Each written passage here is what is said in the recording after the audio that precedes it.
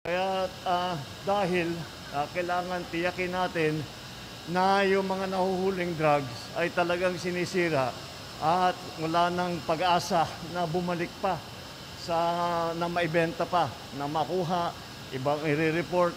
At alam naman natin kung ano yung mga ibang yung mga ibang pangyayari na nakikita natin.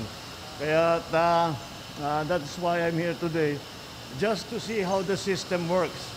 Para very, very solid yung system natin from the capture and of the illegal drugs all the way until the destruction of the illegal drugs also.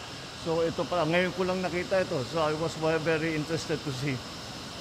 This will be, the chamber's temperature will be raised to 700 degrees Celsius, which is hot enough to destroy all of the active elements within the drug.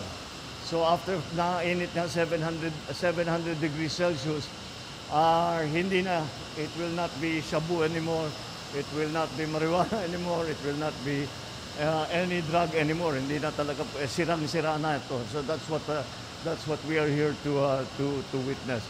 At this point, matagal pa ito, iinit pa ito for another 10 hours. No? 10 hours. Tapos mag-aantay tayo ng 12 hours bago palalamigin ulit para makita kung naubos na talaga yung ating sinunog. Kapag may nakita na may traces pa, ay babalik nila, uulitin na lang nila para talagang sirang-sira. Pero palagay ko, with 700 degrees, with that long period of time, 10 hours na linuluto, palagay ko makikita natin na sira na talaga yan. And that's why we are here today. So I'm glad that the press is here para makita ninyo kung ano ba talaga ang sistema. I'm also happy that I was able to get the opportunity na makapunta rito para makita ko rin ang buong sistema from the capture all the way until its destruction.